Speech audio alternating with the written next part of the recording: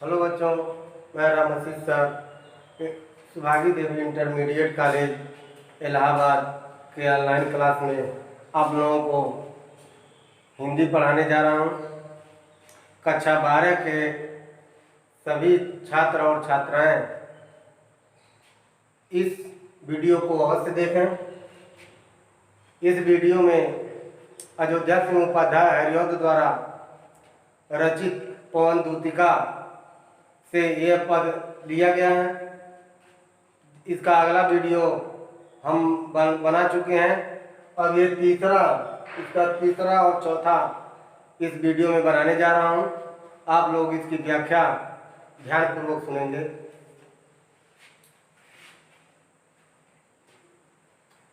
मेरे प्यारे नौजलद से कंज से नेत्र वाले, जाके आए न मधुबन से और न भेजा संदेशा। मैं रो रो के प्रिय गिया में से बावली हो रही हूँ, जाके मेरी सब दुख कथा श्याम को तू सुना दी। जब ही मेरा भवन तज तू अल्प आगे बढ़ेगी, शोभा वाली सुगंध कितनी मंजू कुंज मिलेंगी। प्यारी छाया मृदुल स्वर से मोह लेंगी तुझे वे, तो भी मेरा दुख लख वहाँ जाना विश्राम लेना। मेरे प्यारे नौजलद से कंज से नेत्र वाले, जाके आए न मधुबन से और न भेजा संदेशा।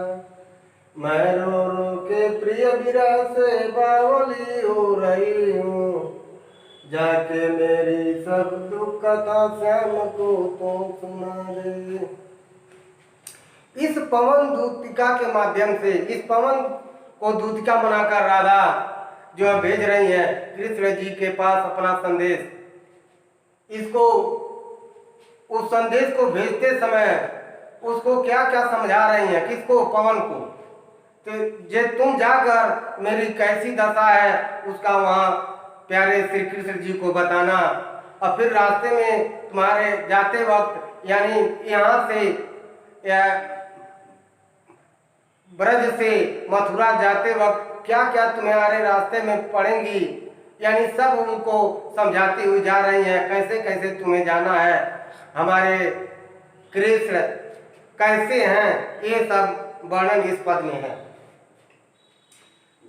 मेरे प्यारे नौजलद से कंज से नेत्र वाले, हे पवन मेरे प्यारे नवजलद से कंज से नेत्र वाले, मेरे प्यारे अर्थात मेरे श्याम मेरे कृष्ण कैसे हैं? नवजलद से कंज नेत्र वाले, उनका आँख कैसा है, उनका नेत्र कैसा है, जो नई बादल के समान सुंदर नेत्र वाले, कंज से नेत्र वाले सुंदर नेत्र वाले हैं। जाके आए न मधुबन से और न भेजा संदेशा, जब ये ब्रज से मथुरा गए और फिर मथुरा से वापस नहीं आए, और जाके आए न मधुबन से और न भेजा संदेशा, अर्थात वो मथुरा से वापस भी नहीं आए और हमारे लिए कोई संदेशा भी नहीं भेजा।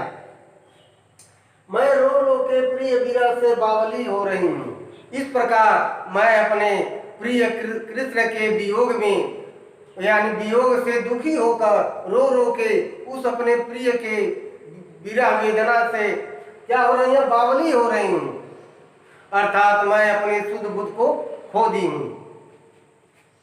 जाके मेरी प्रिय सब दुख, जाके मेरी सब दुख कथा श्याम को तू सुना दे, अर्थात जब तुम श्याम के पास पहुँचना, उस कृष्ण के पास पहुँचना, तो मेरी जो भी स्थिति है, मेरा जो भी दुख दर्द है, मेरी जो भी दुख दर्द की कहानी है, इस कथा या कहानी को मेरे प्रिय श्याम को तुम अवश्य सुना देना। फिर एक बार,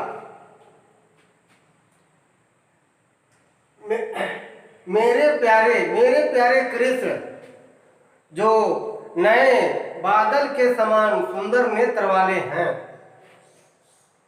जो ब्रज से मथुरा गए मथुरा से न तो वापस आए और न तो हमारे लिए कोई संदेशा ही भेजा।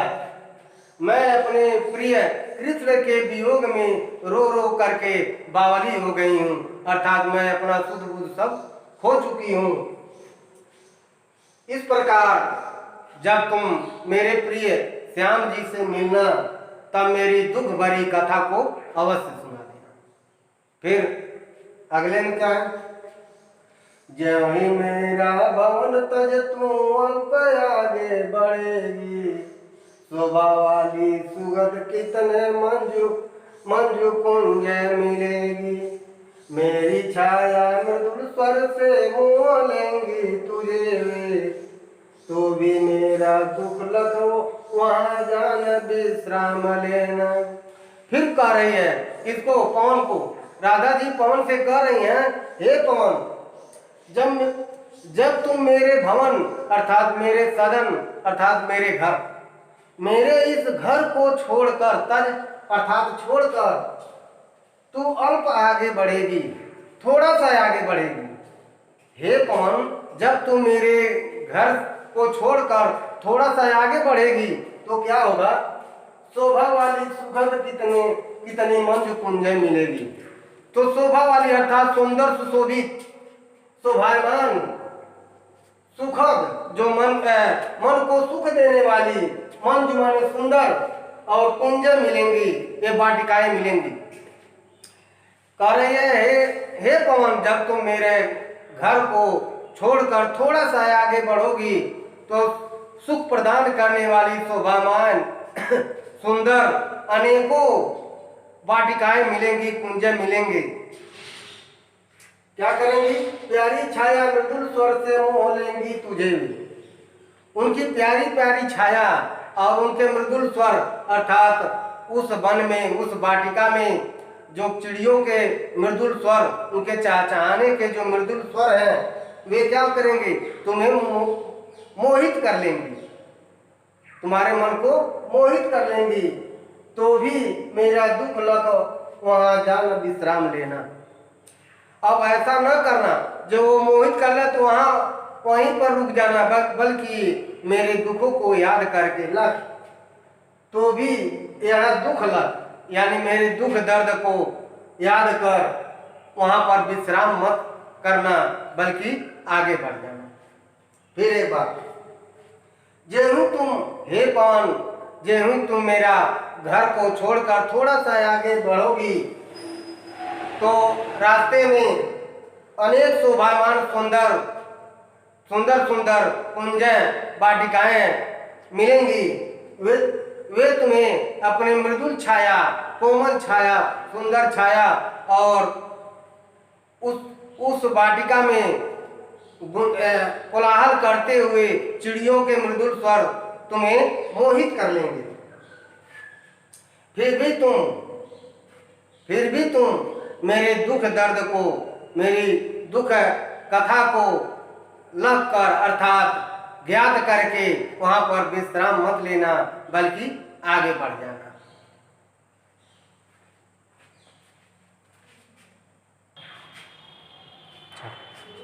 हाँ, अगला पद आप लोग देखिए, 5वां पद। थोड़ा आगे सरसरों का धाम सतपुष्प वाला, अच्छे अच्छे बहुद्रों लतावन सौंदर्यशाली, प्यारा वृंदा विपिन मन को मुग्धकारी मिलेगा, आना जाना इस विपिन से मुहमरा न होना, जाते जाते अगर पथ में क्लांत कोई दिखाए तो जाके सन्निकट उसके क्लांतियों को मिटाना, धीरे धीरे सरस करके गाता उताप खोना, सदगंधों से श्रमित जन को हर्षित सा बनाना। आगे थोड़ा आगे सरसरों का धाम सतपुष्प वाला, अच्छे अच्छे बहुद्रुम लतावन सौंदर्यशाली, प्यारा वृंदा विपिन मन को मुग्धकारी मिलेगा, आना जाना इस विपिन से मुँह माना न होना। देखो बच्चों, फिर आगे राधिका कह रही है किससे? पवन से। यानी कवि जो है हरिऔध जी राधिका के माध्यम से पवन पवन को ये सूचित करना चाह रहे हैं। कैसे? राधिका जी बोल रही हैं, थोड़ा आगे सरस रव का धाम सतपुष्प वाला। यानी उस कुंज से थोड़ा सा और आगे बढ़ोगे तब क्या होगा? फिर आगे एक विपिन मिलेगा, एक वन मिलेगा, वह सैकड़ों पुष्पों वाला एक वन मिलेगा। फिर एक बात देखो, थोड़ा आगे सरस रव का धाम सतपुष्प वाला। अगर थोड़ा सा उस कुंज से थोड़ा सा आगे बढ़ने पर तुम्हें सैकड़ों पुष्पों वाला एक धाम मिलेगा, अर्थात वृंदावन मिलेगा। वो कौन धाम है? वृंदावन है। अच्छे अच्छे बहुद्रुम लतावन सौंदर्यशाली, उस वन में क्या अच्छे अच्छे वृक्ष होंगी, उनकी लताएं जो अत्यंत सुंदर सुशोभित दिखने वाली होंगे, यानी एकदम सौंदर्य से ओतप्रोत होगा। प्यारा वृंदा विपिन मन को मुग्धकारी मिलेगा। वो कौन है? वो प्यारा है वृंदावन जो मन को मुग्धकारी अर्थात मन को मोहित करने वाला, वो आपको दिखाई देगा, वो आपको मिलेगा। आना जाना इस विपिन से मुँह माना न होना। यानी तुम इस विपिन में, तुम इस वन में, तुम इस वृंदावन में भ्रमण कर लेना, थोड़ा आ जाना, घूम फिर लेना, लेकिन मोहित मत हो जाना, मुँह माना न होना। लेकिन वहाँ पर मोहित होकर के वहाँ रुक मत जाना, बल्कि तुम फिर वहाँ से आगे बढ़। फिर एक बार, जब तुम उस कुंज से आगे बढ़ोगी तो सैकड़ों पुष्पों वाला एक आपको विपिन जंगल या वन मिलेगा, जिसे वृंदावन के नाम से जाना जाता है। उसमें अच्छे अच्छे पौधे, उनकी डालियां और लताएं जो अत्यंत सुशोभित दिखती रहेंगी, वह तुम्हें मिलेंगी। उस प्यारे वृंदावन, वह प्यारा वृंदावन आपके मन को मोहित कर लेगा, आप मंत्रमुग्ध हो जाएंगे। लेकिन इस विपिन में आप भ्रमण कर लेना ठीक है, 2-4 बार आ जाना चले जाना ठीक है, लेकिन उस पे मोहित होकर वहाँ विश्राम मत लेना, बल्कि तुम आगे बढ़ जाना। फिर अब अगला, जाते जाते अगर पथ में क्लांत कोई दिखावे, तो जाके सन्निकट उसकी क्लांतियों को मिटाना। धीरे धीरे परस करते गात उत्तापक होना, सदगंधों से श्रमित जन को हर्षित सा बनाना। अगर फिर उस वृंदावन से तुम आगे बढ़ रहे हो तो जाते जाते अगर रास्ते में कोई क्लांत, थका हुआ कोई अगर श्रमिक मिले, फिर अगर देखो, अगर तुम रास्ते में जा रहे हो, जाते जाते रास्ते में कोई थका हुआ अगर तुम्हें दिखाई दे, तो क्या करना? तो जाके सन्निकट उसकी क्लांतियों को मिटाना। तो उसके समीप पहुंचकर, उसके समीप पहुंचकर क्लांतियों, उसके थकावट को दूर करना, मिटाना। तो उसके समीप पहुंचकर उसके थकावट को दूर करना। धीरे धीरे परस करके, गात का अर्थ होता शरीर, परस का अर्थ होता स्पर्श। तो उसके शरीर को धीरे धीरे स्पर्श करना और क्या करना? उत्ताप होना। उत्ताप अर्थात उसके गर्मी, उसके तपन, उसके गर्मी या तपन को क्या करना? मिटाना। सदगंधों से श्रमित जन को हर्षित सा बनाना और अपने सुंदर गंध से, सदगंध और अपने सुंदर गंध से अर्थात सुगंध से उस श्रमित को, वो पथिक जो श्रमित है, उस व्यक्ति को क्या करना? हर्षित करना अर्थात प्रसन्नचित बनाना। फिर एक बार, अगर तुम वृंदावन से आगे बढ़ते हो तो जाते जाते रास्ते में तुम्हें कोई थका हुआ दिखे तो उसके पास जाकर उसके थकावट को दूर करना और उसके शरीर को स्पर्श करके उसके तपन, उसके गर्मी को मिटाना और अपने सुगंधों से उस श्रमिक को प्रसन्नचित बनाना। इसी के साथ ये इस वीडियो में 4 पद पढ़ाए हैं। हम आशा यही करते हैं आप लोगों को समझ में आया होगा। आप घर पर एक नहीं, दो नहीं, कई बार इस वीडियो को देखकर इसके व्याख्या को समझ लेंगे। अब अगली व्याख्या अगले वीडियो में डालेंगे। तब तक के लिए धन्यवाद।